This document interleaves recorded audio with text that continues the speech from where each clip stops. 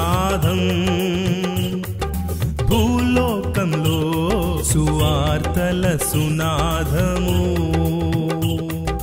పాతాళంలో ఆత్మల ఆర్తనాదం భూలోకంలో సువార్తల సునాదము మించుతుంది సమయం పొంచియుంది ప్రమాదం ఎంచుకో స్వర్గం నరకం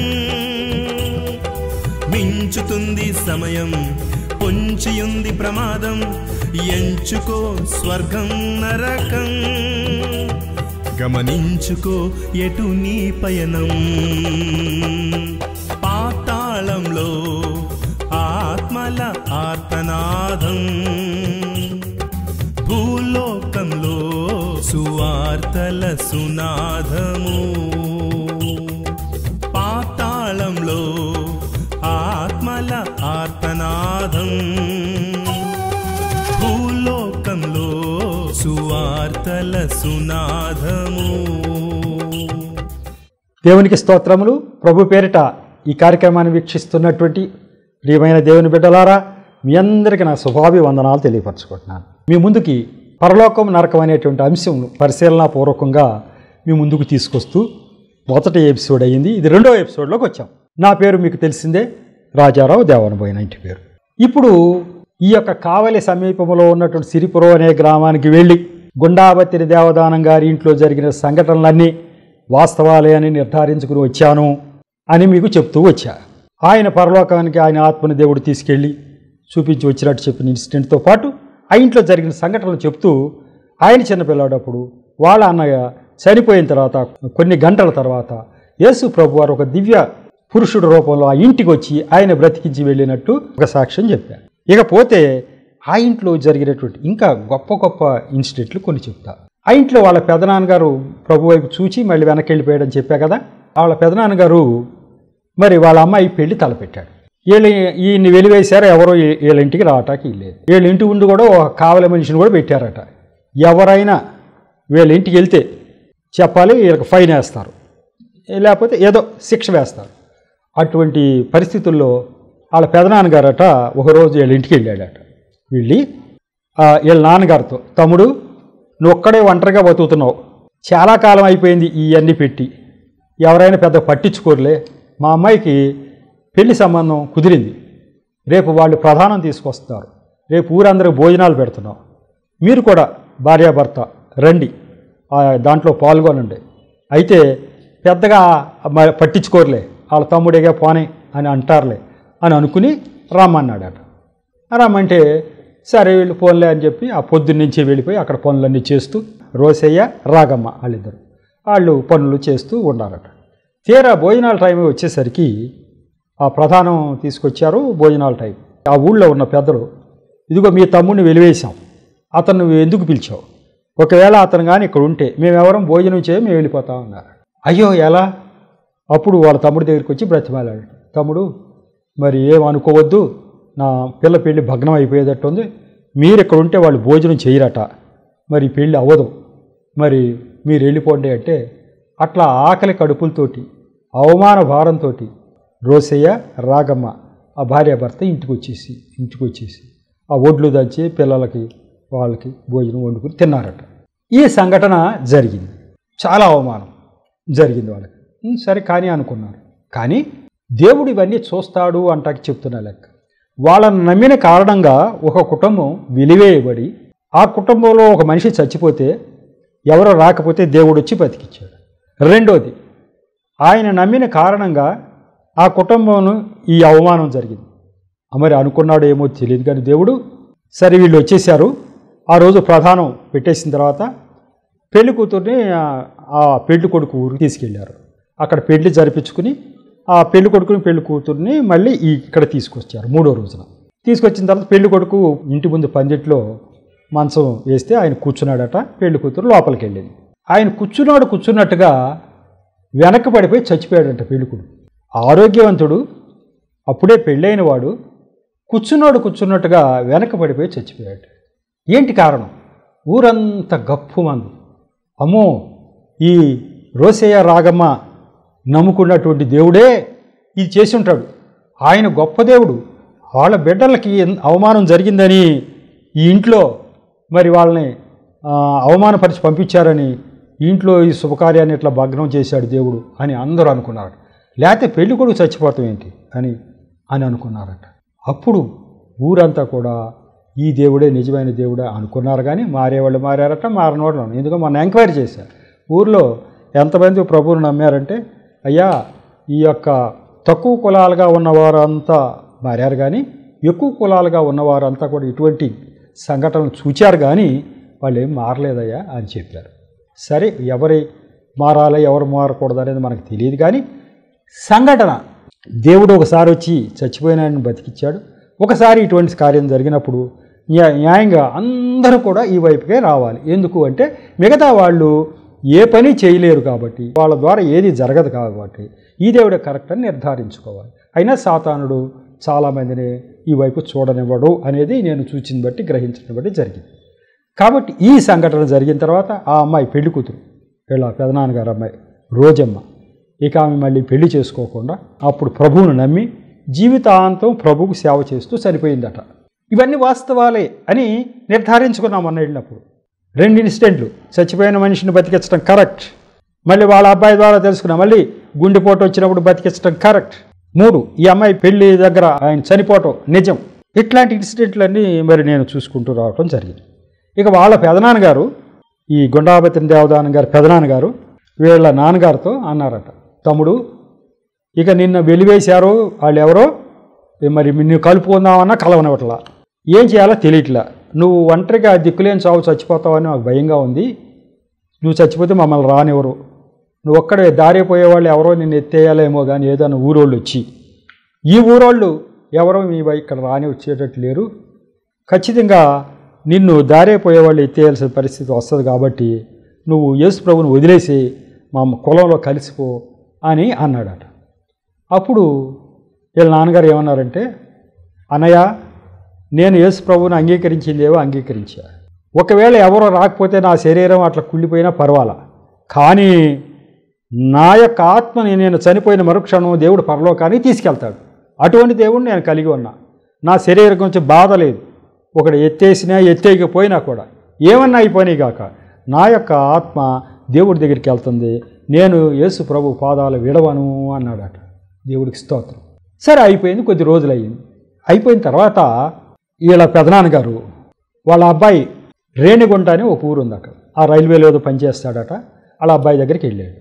వెళ్ళి వస్తూ వస్తూ ఈ కావలికి రేణిగుంటకి మధ్యలో బిట్రగుంట అని ఊరుంది, బిట్రగుంట దగ్గర దిగాడట. ఎందుకంటే బిట్రగుంట దగ్గర అది కడనూతలో ఏదో ఊరు ఉందట, అక్కడ వీళ్ళ బంధువులు ఉన్నారు కాబట్టి ఆ ఊరికి వెళ్ళాలనే ఉద్దేశంతో సాయంకాలం పూట మరి 5-6 అవుతుందేమో రైలు అక్కడ దిగాడు. ఈ ఊరు వాళ్ళు ఏమనుకుంటారు, సిరిపురం వాళ్ళు, ఈయన రేణిగుంట వాళ్ళ అబ్బాయి దగ్గరికి వెళ్ళారు అనుకుంటారు. రేణిగుంట వాళ్ళు ఏమనుకుంటారు, ఈయన తిరిగి సిరిపురం వెళ్ళిపోయాడు అనుకుంటారు. కానీ ఈయన మధ్యలో బిట్రగుంట దిగి మరి ఆ ఊరు వెళ్ళటానికి రైలు పట్టాలంట, దూరం నడవాలంట, మధ్యలో కాలువ వస్తుంది, కాలువ మీదకి పట్టాలు ఉంటాయి, మనుషులు నడవటానికి అక్కడ రేకు వేశారట. కానీ ఆ సమయానికి ఆ రేకు ఎగిరిపోయి లేదు, సాయంకాలం చీకటి పడతా ఉందట.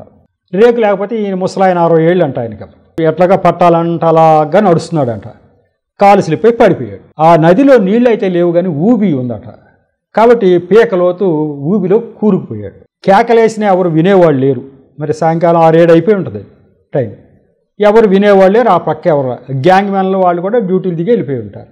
ఆ కేకలేసి కొంత సమయానికి అట్లాగే చచ్చిపోయాడు. రేపొద్దున ఎవరో పలానా శవం ఉంది అక్కడ ఆ బ్రిడ్జ్ కింద అంటే చూశారు రైల్వే వాళ్ళు, పోలీసులు పిలిచారు, పంచనామా పిలిచారు, ఎవరు ఏ ఊరో తెలియలే, మధ్యాహ్నం సాయంకాలం దాకా చూశారంట. ఈయన మా వాళ్ళని ఎవరు రాలేదు. ఇక వాళ్ళే ఆ యొక్క పంచనామా చేసి మరి అక్కడే సమాధి చేసేసారు ఇక్కడ రైల్వే ట్రాక్ పక్కన. ఇది జరిగిన ఇన్సిడెంట్. అప్పుడు ఈ యొక్క గ్రామంలో ప్రజలుకి తెలిసింది ఏంటంటే, ఈ రోసయ్య రాగమ్మ నమ్ముకున్న దేవుడు ఉన్నాడే యేసు ప్రభు, ఆయన సామాన్యుడు కాడు, ఆయన నమ్మిన బిడ్డల్ని మనం ఏమని అంటే అది ఆయనకి వెళ్ళిపోతుంది అన్నమాట. వాళ్ళ అన్నయ్య వాళ్ళ తమ్ముడిని రోసయ్య గారిని, నువ్వు దిక్కులేని చావు చచ్చిపోతావురా, దారే పోయేవాళ్ళు నిన్ను పాతి పెడతారా అని అన్నందుకు ఆ మాట దేవుడు వినేశాడు. వినేసి నువ్వు ఆ మాట అంటావా నా బిడ్డని అని ఆ దిక్కులేని చావు ఆయనకు వచ్చేటట్టు చేశాడు. ఒక్క మాట అన్నాడు అంతే. ఆ దిక్కులేని చావు ఎవరైతే అన్నాడో ఆయనకు వచ్చేటట్టు చేశాడు. ఈ దేవుడు అమ్మో అన్నీ వినే దేవుడు అని గ్రహించడం జరిగింది. అలాగే మరి ఈ రోసయ్య గారికి ఇంకొంతకాలం బతికాడట. రోసయ్య గారు చనిపోయేటప్పుడు ఆ వేసవకాల సెలవులని వాళ్ళ బంధువులందరూ ఆ ఇంటికే వచ్చి ఉన్నారట. ఆయన భార్యను పిలిచి నేను వెళ్ళిపోతున్నాను, దేవుడు నన్ను పిలుస్తున్నాడు, పిల్లలు జాగ్రత్త అని చెప్పి ఆయన సుఖప్రదమైనటువంటి మరణం పొందాడట. దేవదూతలు వచ్చారు, వెళ్ళిపోతున్నానని ఆ రాత్రాన్ని చనిపోవడం జరిగింది. అప్పుడు ఇలా బంధువులందరూ ఈయన ఇంటి దగ్గరే ఉండటం చేత ఘనమైనటువంటి సమాధి కార్యక్రమం అక్కడ జరిపించడం జరిగిందట. దేవుడు ఏ వ్యక్తి అయితే ఈ మాట అన్నాడో ఆ వ్యక్తికి ఆ చావు వచ్చేట్టు చేసి తన బిడ్డకి బంగారం లాంటి ఆ సంస్కారం అంతిమ సంస్కారం అందేటట్టుగా దేవుడు చేశాడు. ఇదొక కార్యం. ఇట్లా దేవుడు ఆ ఊళ్ళో ఆ ఇంట్లో కార్యం వెనక కార్యం చేసుకుంటూ వస్తున్నాడు. ఇన్ని కార్యాలు చేసినప్పుడు ఆ విషయాలు నాబోటి వ్యక్తికి తెలిసినప్పుడు నేను అందరికీ చెప్పకుండా ఉండటం తగునా?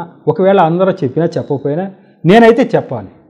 ఎందుకు అంటే నేను 60 సంవత్సరాలు సృష్టికర్త అయిన దేవుడు ఎవరో తెలియకుండా బతికిన వాడిని. నా సహోదరుడు అంటే నాలాగా ఉన్నవారు ఈ భారతదేశంలో కోట్ల మంది యేసు ప్రభు ఎవరో తెలియని వారు ఉన్నారు. యేసు ప్రభు చేసే కార్యాలేంటో వాళ్ళు రుచి చూడని వారు ఉన్నారు. మన కళ్ళ ముందు జరిగిన అవి వాళ్ళకి అందుబాటులో లేవు, తెలుసుకోలేకపోతున్నారు. ఇవి నాకు తెలిసినవి. నేను అందరికీ చెప్పవలసిన పూచి బాధ్యత నా మీద ఉంది కదా అనే భారం నా మీద దేవుడు పెట్టాడు. లేకపోతే ఎవరైనా పుస్తకం చదువుతాం, ఓహో దేవుడు ఎలా చేశాడా అనుకుని పక్కన పెట్టేస్తాం. ఇలా మరి ఊరు తిరిగి సాక్ష్యం చెప్తామా? ఇలా టీవీ మాధ్యమం ద్వారా అందరికీ తెలిసేట్టు చెప్తామా? దేవుడు ఆత్మలో ఆ ప్రేరణ ఇవ్వకపోతే అది జరగదు. కాబట్టి దేవుడే నా ద్వారా ఈ విషయాలు అందరికీ తెలిసేటట్టుగా చెప్తున్నాడు. చాలామంది క్రైస్తవులకి కూడా ఇటువంటి విషయాలు ఉన్నాయని తెలియవు. ఎందుకు? జరుగుతాయి పక్కనే. కావలిలోనే జరిగింది, ఆంధ్రప్రదేశ్ రాష్ట్రంలో జరిగింది. ఎంతమంది క్రైస్తవులకు తెలుసు? చాలామందికి తెలియదు. ఎందుకు అంటే ఈ విషయాలు బైబిల్లో ఉండవు కదా. 2000 సంవత్సరాల పూర్వం చరిత్ర అంతా దాంట్లో ఉంది. అదే చెప్తారు కదా పాస్టర్లు. ఆ తర్వాత ఇన్ని జరిగినవి ఎవరు చెప్తారు? వీళ్ళకి ఏదో పుస్తకాలు ఉంటే ఎవరో వాళ్ళు చదువుతారు, చదివిన వాళ్ళకి తెలుసు, మిగతా వాళ్ళకి తెలియదు. కానీ నా బిడ్డలకి ఈ ఆహారం అందచేయమని దేవుడు నాలో ప్రేరణ. నా బిడ్డలంటే క్రైస్తవులకే, అన్యుల సంగతి పక్కన పెట్టండి, తర్వాత వాళ్ళకి ఎప్పుడుకొచ్చి చేరుతుంది. కానీ అసలు క్రైస్తవులకు తెలియాలి కదా ఈ విషయాలు. మన దేవుడు ఇంత గొప్ప దేవుడా, మన దేవుడు ఎట్లా మన మీద ఏదైనా అవమానం వస్తే ఆయన స్వీకరిస్తాడా దాన్ని అనే విషయం మన క్రైస్తవులకు తెలియొద్దా? తెలిస్తే అంత బలంగా ఉంటారు. అప్పటి నుంచి అందరితో పాటు ఏదోలే దేవుళ్ళే అంటారా? అనరు. మా దేవుడు గొప్ప దేవుడు అని చెప్పి తెలుస్తుంది కదా. అట్లాగే యేసు ప్రభువు ఎంత గొప్ప దేవుడా అని నాకు అనిపించినటువంటి ఇన్సిడెంట్ ఆ ఇంట్లోనే జరిగింది. ఏంటంటే ఇన్ని మహిమలు దేవుడు చేస్తాడని ఇప్పుడు బైబిల్ గ్రంథంలో ఉన్నాయి, కానీ అప్పుడు ఆ రోజుల్లో జరిగినవి ఇప్పుడు జరుగుతాయా అనుకుంటామా అని నాకు తెలియదు. వీళ్ళ అన్నగారు అదే చిన్నప్పుడు చచ్చిపోతే బతికిచ్చినటువంటి డేవిడ్ గారు ఉన్నారు. ఆయన బాపట్లలో టీచర్ ట్రైనింగ్ అవుతా ఉన్నాడట. అక్కడ ఒక భక్తుడు అన్నాడట బాపట్లలో. ఆయనకి దేవుడు ఏం వరం ఇచ్చాడంటే ఆ భక్తుడికి, ఆ వచ్చినటువంటి ఆ భక్తులకి వట్టి చేతులతో ఇలా పిండుతాడంట. వాళ్ళ అరచేతుల్లో పిండితే కొంతమందికి ద్రాక్ష రసం పడుతుందంట వట్టి చేతులతో పిండితేనే. ఎవరు అంటే వాళ్ళు అతి శ్రేష్టమైన భక్తులట. అతి శ్రేష్టమైన భక్తులు ఎవరయ్యి ఉంటారో వాళ్ళ చేతుల్లో ఈయన వట్టి చేతులతో అంటేనే ద్రాక్షరసం పడద్దంట. ఆ వరం ఆయనకి ఇచ్చారట. ఈ టీచర్ ట్రైనింగ్ అవుతుండగా ఆయన బాపట్లలో ఆ సభకి వెళ్తే ఆయన అందరినీ కూర్చోబెట్టి వట్టి చేతులతో పిండుతా వెళ్తున్నాడట. ఎవరికి ద్రాక్షరసం పట్టలేదట. కానీ ఈయనకి డేవిడ్ గారికి ద్రాక్షరసం పడిందట. ఈయనకి ఇంకో టీచర్గా పనిచేస్తున్నట్టు విమలమ్మ గారు అని ఆమెకి పడింది. దీన్ని బట్టి అతి శ్రేష్టమైన భక్తులు ఎవరు? ఇంకో వీళ్ళిద్దరూ అంటే దేవుడికి బాగా ఇష్టంగా అతి శ్రేష్టమైన భక్తులుగా వీళ్ళు ఉన్నారని తెలిసి మరి నమ్ముతామా? వట్టి చేతులతో పిండితే ద్రాక్షరసం ఎక్కడ పడుతుందా? ఇటువంటి వరం ఒకటి ఉంటుందా? మనం నమ్మం కదా. కానీ వాస్తవమే అని చెప్పి రాసిన ఆయన చెప్పాడు, ఊర్లో వాళ్ళు చెప్పారు, వాళ్ళ అబ్బాయి చెప్పాడు. ఇంకెంతమంది చెప్పాలి మనకి? వాస్తవాలే ఇవన్నీ అని చెప్పి. కాబట్టి ఈ రుజువు ద్వారా దేవుడు ఇటువంటి వరాలు ఇస్తాడు. ఈయన ఒక్కడే గొప్ప దేవుడు. ఇక ఇంకొకటి ఏంటంటే ఈ కావలి అనే ఊరిలోనే కృపమ్మ అనే ఒక ప్రవక్తిని ఉండేదట. కృపమ్మ అని పేరు. ప్రవక్తలు చాలామంది క్రైస్తవులు అనుకుంటారు ప్రవక్తలు ఇప్పుడు ఎక్కడ ఉన్నారండి, ప్రవక్తలు ఇప్పుడు ఎక్కడ ఉన్నారండి, అప్పుడు కదా అంటారు. అది తెలియక దేవుడు ఎంతోమందిని తన ప్రవక్తలుగా వాడుకుంటున్నాడు, ప్రవక్తలుగా వాడుకుంటున్నాడు. వాళ్ళకి ఆ యొక్క వరాలు ఇచ్చాడు. కాబట్టి ఈ ఊర్లో కృపమ్మ అనే ఆమెకి ఒక వరం ఇచ్చాడంట దేవుడు. అదేంటి అంటే ప్రవచన వరం. ఈ కృపమ్మ చరిత్ర ఏంటి అంటే ఆమె ప్రభువుని నమ్మకముందు ఒక పిచ్చి ఆమె అంట. పిచ్చి పెట్టి ఊళ్ళో తిరుగుతూ ఉండేదంట. ఒక పిచ్చి ఆమె కావలిలో తిరుగుతూ ఉంటే మరి ఎక్కడ పడిందో ఏమో తెలియదు కానీ ఒక చెయ్యి ఇరిగిందంట. చెయ్యి ఇరిగితే మరి ఎవరో కానీ చర్చికి తీసుకెళ్లారు యేసు ప్రభు. అయ్యా ఈ అమ్మాయి పిచ్చి అమ్మాయి పాపం చెయ్యి ఇరిగింది, ప్రార్థన చేయండి అని మరి పాస్టర్ గారితో ప్రార్థన చేయిస్తే దేవుడు స్వస్థపరిచాడట. విరిగిన చెయ్యి స్వస్థపరచబడింది. స్వస్థపరచటమే కాకుండా ఆమెకి ఒక ప్రవచన వరం కూడా దేవుడు ఇచ్చేశాడట. దేవుడు ప్రవచన వరం కూడా ఇచ్చేశాడు. ఎవరైతే ఆమె గురించి ప్రార్థన చేస్తానో వాళ్ళ ద్వారా చెప్పించేశాడు. ఇదిగో నిన్ను నా ప్రియ కుమార్తె ఎంచుకున్నాను, నీకు ప్రవచన వరం ఇస్తున్నాను అని చెప్పించేశాడు. అక్కడ ప్రవచన వరం ఆమెకు వచ్చిన తర్వాత ఆమె ఎవరైనా ఆమె దగ్గరికి వెళ్తే ప్రార్థన చేయమని ఆమె అన్నీ చెప్పేస్తుందంట. ఈ విషయం ఈయనకి తెలిసింది. ఎవరికి? దేవదానం గారికి. ఇప్పుడు విశాఖపట్నంలో ఉన్న పాస్టర్ గారికి తెలిసిందట. ఈయన అప్పుడు డిగ్రీ చదువుతున్నాడట. డిగ్రీ తర్వాత ఏం చేయాలో తెలియక కొన్ని బైబిల్ ట్రైనింగ్కి వెళ్దాం అనుకుని చెన్నై, బెంగళూరు, ఇంకా మహారాష్ట్ర ఆ ఊళ్ళకి అప్లికేషన్లు పంపాడంట బైబిల్ ట్రైనింగ్. అయినా ఎందుకన్నా మంచిది ఇవేం చెప్పొద్దు అని చెప్పి ఈ కృపమ్మ గారి దగ్గరికి వెళ్ళాడు. వెళ్ళి ఏం మాట్లాడలేదంట. ఆమె ముందు నిలబడ్డాడు. ప్రార్థన చేయండి అమ్మా అన్నాడు. ఆమె ప్రార్థన చేస్తే దేవుడు ఆమెకి ఏం బయలుపరుస్తున్నాడో చూడండి. ఆమె అంటుందంట, బాబు నిన్ను దేవుడు తన సేవ కొరకు ఏర్పరచుకున్నాడు. దేవుడికి స్తోత్రం. నిన్ను ఏర్పరచుకున్నాడు దేవుడు సేవకు. దేవుడు నిన్ను కాకినాడలో నున్న దేవుని సంఘం వారి బైబిల్ కాలేజీకి వెళ్ళమంటున్నారు. దేవుడు చెబుతున్నారు నాకు, కాకినాడలో బైబిల్ సంఘం ఒకటి ఉంది, చర్చ్ ఆఫ్ గాడ్ అని ఒకటి ఉంది బైబిల్ కాలేజీ, దానికి వెళ్ళమని దేవుడు చెబుతున్నారు అందంట. అక్కడ అధికారి అక్కడ నీకు ఉద్యోగం కూడా ఇస్తారు అని చెప్పి. ఈమెకి అసలు కాకినాడ ఎక్కడ ఉంటుందో తెలియదట. కాకినాడ ఎక్కడ ఉంటుందో ఏమీ తెలియదు. తర్వాత ఇంకో మాట అందంట, బాబు నువ్వు పెద్ద పెద్ద బైబిల్ కాలేజీలకు అప్లికేషన్లు పెట్టావంట, కానీ దేవుడు అక్కడికి వెళ్ళొద్దు అంటున్నాడు. కాకినాడలో ఫలానా కాలేజీకి వెళ్ళమంటున్నాడు, అది చిన్న కాలేజీ అని చూడవద్దు అందంట. ఆ బైబిల్ కాలేజ్ చిన్నదో పెద్దదో దాని పేరేంటో ఆమె అసలు తెలియదు. ఎందుకు? ఆమె అమాయకురాలు, పిచ్చి పట్టి తిరుగుతున్నా ఆమెకి దేవుడు చెప్పేస్తున్నాడట. మన బైబిల్ గ్రంథం చదువుతూ ఉంటే ప్రవక్తలతో దేవుడు మాట్లాడినట్టు ఉంటుంది. ఆ రోజుల్లో గాడు జరిగింది, ఇప్పుడు ఎక్కడ జరుగుతుంది అని అంటారు. దావీదు నేను దేవాలయం కట్టేయాలనుకుంటున్నా, నాతాను ప్రవక్త దేవుడిని అడుగు అంటే ప్రార్థన చేసి అన్నాడు, దేవుడు ఇలా చెప్తున్నాడు నిన్ను కట్టొద్దు అంటున్నాడు. నేనేమైనా కట్టమని అన్నానా? డేరాల్లోనే ఉన్నా ఇప్పుడు దాకా, నీ కుమారుడి చేత నేను కట్టించుకుంటాలే అని అంటున్నాడు అని నాతాను చెప్పేస్తున్నాడు. అంటే దేవుడు మాట్లాడేస్తున్నాడు. ఆ రోజుల్లో గాడు జరిగింది, ఇప్పుడు ఎక్కడ జరుగుద్ది అనుకుంటారా? మరి ఇప్పుడు జరుగుతుందిగా. దేవుడు ఇట్లా అంటున్నాడట. కృపమ్మ గారితో ఈయన చిన్న కాలేజీ అని చూడకుండా కాకినాడ వెళ్ళి ఫలానా కాలేజీకి వెళ్తే అక్కడ ఉద్యోగం కూడా ఇస్తారు, వెళ్ళమని చెప్తున్నాడట. అలాగే ఈయన కాకినాడ బయలుదేరి వెళ్ళి అక్కడ కాలేజీ ఉందని తెలుసుకుని వెళ్తే ఆ బైబిల్ కాలేజ్ ప్రిన్సిపాల్ గారు మరి వెళ్ళిన రోజు రెండో రోజును ఇంగ్లీష్లో చిన్న మ్యాటర్ ఉంటే, బాబు బైబిల్ కాలేజీలో నువ్వు చేరదు కానీ ఈ ఇంగ్లీష్ మ్యాటర్ని తెలుగులో తర్జుమా చేయి అన్నాడంట. ఆయన తర్జుమా చేసేస్తే ఆయనకి నచ్చిందంట. ఆ ఇంగ్లీష్ నుంచి తెలుగులోకి తర్జుమా చేసిన ఆ శైలి అతనికి నచ్చిందట. చాలా బాగా చేసావు, నువ్వు నాకు బాగా ఉపయోగపడతావు, నువ్వు ఇటు బైబిల్ కాలేజీలో చదువు, పార్ట్ టైం జాబ్గా నేను ఇచ్చిన పని చెయ్యి, నీకు జీతం ఇస్తాం అన్నాడట. ఇది ఎట్లా జరిగింది? దేవుడు కృపమ్మ గారితో చెప్పాడుగా, ఆమె చెప్పినట్టు ఇక్కడ జరిగిపోయింది. ఎంత అద్భుత కార్యాలు చూడండి. దేవుడు ఈయన్ని అలా నడిపించడం జరిగింది. మరి అక్కడ పార్ట్ టైం జాబ్లో చేసుకుని వీళ్ళు రెక్కాడితే కానీ డొక్కాడని కుటుంబం వీళ్ళది. అందుకనే బైబిల్ కాలేజీకి వెళ్తే అక్కడ ఫీజులు కడతాకి, పుస్తకాలు కొనుక్కోటాకి, తింటాకి డబ్బులు ఉండవు వీళ్ళకి. ఆ పరిస్థితిలో వెళ్ళాడు ఆయన. ఆ పరిస్థితులు వెళ్తే ఇక్కడ పార్ట్ టైం జాబు ఇప్పించి ఆయనకి ఆ డబ్బుల ద్వారా బైబిల్ ట్రైనింగ్ అవటానికి వీలు. ఆ తర్వాత ఆయన తుని మరి ఉయ్యూరు అటువంటి బైబిల్ కాలేజీల్లో బోధకుడిగా పోయి పనిచేశాడట. ఆ తర్వాత విశాఖపట్నం వెళ్ళి 1975లో ఇప్పటికి 47 సంవత్సరాల క్రితం విశాఖపట్నం వెళ్ళి చర్చి స్థాపించడం జరిగింది. ఇది విషయం. ఇట్లా దేవుడు ఇప్పుడు మాట్లాడతాడా అంటే మాట్లాడుతున్నాడు. ఇప్పుడు క్రైస్తవులను అడగండి, ఏమనండి అప్పుడు అయినాయి అన్నారు కానీ ఇప్పుడు అవుతాయా అంటారు. వీళ్ళకే తెలియదు. ఇప్పుడు ఈ విషయాలు మనం చెప్తే కదా వాళ్ళకి తెలిసేది, ఇంత బలంగా ఉండేది. ఏ దేవుడైనా ఇట్లా చేయగలడా? ఆయన భక్తుల ద్వారా కానీ ఆయన ప్రవక్తలు ఎవరైనా ఉంటే వాళ్ళ ద్వారా కానీ ఆయన చెప్పించగలడా? ఎట్లా జరగబోయే కార్యం నువ్వు ఎట్లా వెళ్ళు అట్లా వెళ్ళు అని చెప్పించగలడా? దేవుడు చెప్పిస్తున్నాడు. కాబట్టి ఇది ఒక ఇన్సిడెంట్. అన్నీ ఈ ఇంట్లో జరిగినటువంటి ఇన్సిడెంట్లే నేను చూడటం జరిగింది. ఇక ఆ తర్వాత 1995లో దేవుడట ఆయనలో మంట పెట్టాడట. దేవదానం గారు ఏంటి మంట అంటే, హిందూ గ్రంథాల్లో దేవుడు ఎందుకుండడు? సృష్టికర్త అయిన దేవుడు ఒక్కడే. సరే బోల్డైన కట్టుకథలు ఇక్కడ భారతదేశంలో ఉంటే ఉండవచ్చు. దేవుడు అన్న ఆయన సర్వ సృష్టికి ఆయనే దేవుడు. మరి బైబిల్ గ్రంథం నిండా అమోనియులు, మోయాబీయులు, తూరు దేశస్తులు, సిరియా, మరి అందరి గురించి ఇది నువ్వు ఈ తప్పు చేసావు, నిన్ను చేస్తా, నిన్ను దింపేస్తా, నిన్ను పెడతా అంటున్నాడు. ఆఖరికి మరి ఎస్తేరు గ్రంథంలో చెప్పబడినట్టు అహిష్వరేష్ రాజు కాలంలో 127 సంస్థానాల్లో హిందూ దేశం కూడా ఒక సంస్థానం.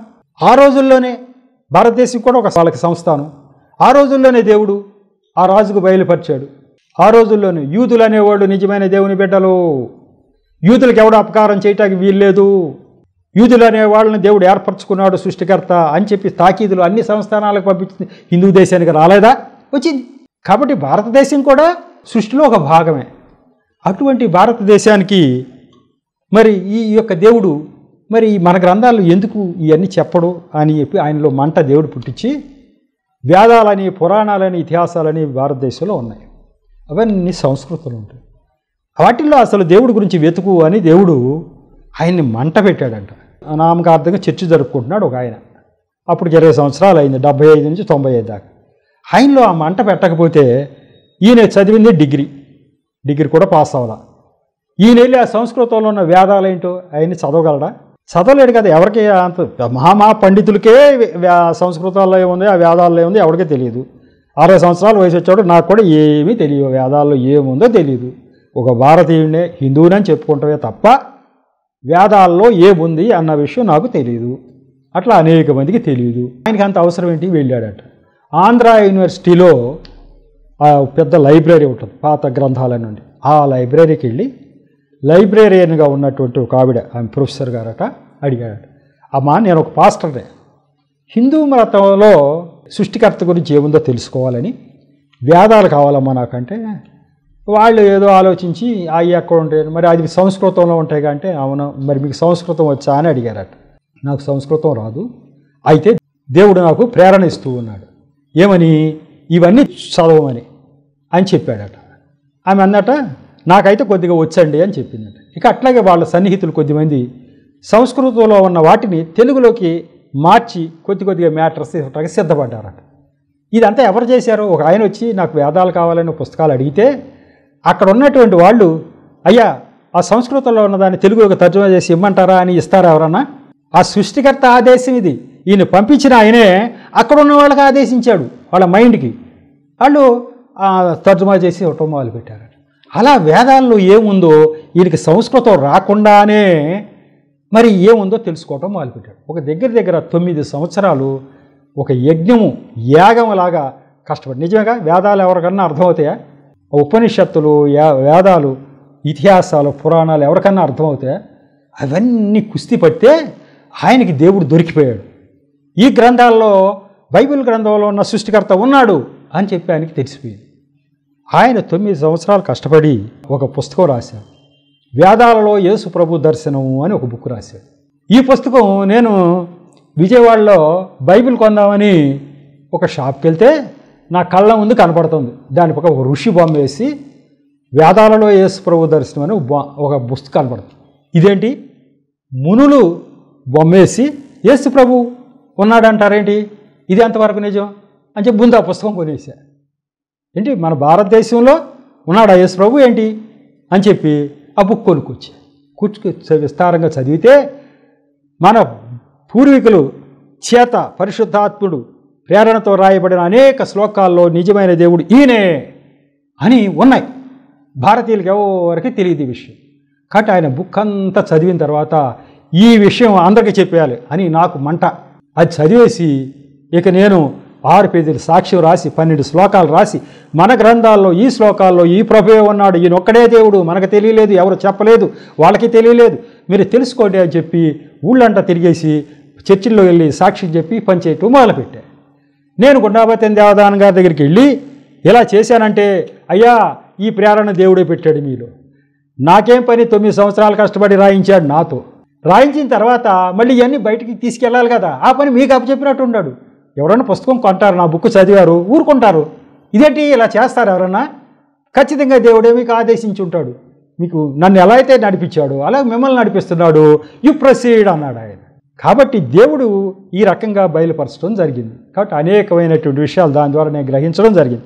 ఈ గుండాపతి దేవదానం గారి సబ్జెక్టు పరలోకం గురించి తీసుకున్నా, పరలోకం ఆయన చూసి వచ్చాడు, నిర్ధారణ చేసుకున్నా, దాంతోపాటు ఆ ఇంట్లో జరిగిన సంఘటనలు నిజమైన దేవుడు ఈయనే అని చెప్పి నేను ఆ ఊరెళ్ళి మరి అనేక మంది ద్వారా విషయాలన్నీ పరిశీలన చేసి ఇది నిజమైన నిర్ధారణ చేసుకొచ్చి మీ ముందుకు ఎందుకు తెచ్చానంటే, ఈ వెలుగుతో మీరు నింపబడాలి. మీ చుట్టూ అనేక మంది చీకటిలో ఉన్నవారు ఉన్నారు, వాళ్ళని వెలిగించడానికి మీరు ప్రయత్నం చేయండి. వెలిగేవాడు వెలుగుతాడు, వెలగనవాడు వెలగడు, వెలగనవాడు ఎప్పుడూ వెలగడు. దాని గురించి మీరు వరి అవ్వద్దు. వెలిగేవాళ్ళు కొద్దిమంది ఉంటారు, ఆ కొద్దిమంది గురించే దేవుడు మిమ్మల్ని నన్ను ప్రేరేపిస్తూ ఉన్నాడు. ఒక్క ఆత్మ కూడా నశించిపోకూడదు. కాబట్టి ఆ ఇచ్చించిన వాళ్ళు ఎవరెవరు ఉన్నారో వాళ్ళు నా దగ్గరికి రానిమ్మన్నాడు కదా, వాళ్ళ గురించి దేవుడు ప్రయాసపడుతున్నాడు. మీరు కూడా ఈ యొక్క సమాచారాన్ని ఉపయోగించండి. ఆథరైజ్డ్గా నా దగ్గర ఉన్నటువంటి ఇన్ఫర్మేషన్ బుక్స్ నేను వెళ్ళి చూచింది మీ ముందు ఉంచుతున్నా. ఇది నిజము అని 100కి 100 పాళ్ళు రుజువులతో సహా మేము ముందుకు తీసుకొచ్చే కారణం ఏంటంటే, మీరు కూడా అనేక మందికి దీన్ని చెప్పండి, దేవుడి నామాన్ని మహిమపరచండి. ఈ 2వ ఎపిసోడ్ను కూడా దేవుడు దీవించునుగాక. రాబోయే ఎపిసోడ్స్లో ఇంకా విస్తారంగా, అసలు ఈ విస్తారమైన పరిశోధన దీని మీద నేను చేశాను. ఈ సబ్జెక్ట్ పరలోకం నరకం ఇది ఉన్నదంతా ఎన్ని ఎపిసోడ్లు అయినా కూడా మీకు చెప్పాలనే దేవుడు నాలో మంట పెట్టాడు. మీకు చెప్తాను, మీరు గ్రహించండి, మీరు బలపడండి, అనేక మందిని బలపరచండి. దేవుడి యొక్క మాటలను దీవించునుగాక. చిన్న ప్రార్థన చేసి ముగిస్తాను. కృపగల దేవ, మహాపరిశుద్ధుడా ప్రభు, మీకు వందనాలు స్తోత్రాలు చెల్లించు. ఈరోజు ప్రభు ఈ 2వ ఎపిసోడ్లో కూడా ప్రభు పరలోకం నరకం సబ్జెక్టులో మరి మీరు నా నోటి ద్వారా మాట్లాడించినందుకు వందనాలు స్తోత్రం. అలాగే ప్రభు వింటున్న బిడ్డల హృదయాలు కూడా తెరిచి విషయాన్ని గ్రహించే శక్తిని వారికి దయచేసి వెలుగుతో నింపండి. అనేక మందికి ఆ వెలుగును ప్రసరించే విధంగా వాళ్ళని నడిపించండి. అలాగే ప్రభు మీ నామాన్ని మహింపరచుకోమని ఇక ముందు ఎపిసోడ్లో కూడా నాకు నిండుగా ప్రభు మీ కృపను మీ దయను కొనసాగించి ఆశీర్వదించమని, మహిమగంత ప్రభావం మీరే పొందుకోమని మా ప్రభువును రక్షకుడు యేసునామములో పరమతండ్రిని ప్రార్థించి వేడుకుంటున్నాను తండ్రి, ఆమేన్. మరొకసారి మీ అందరికీ నా వందనాలు తెలియపరచు.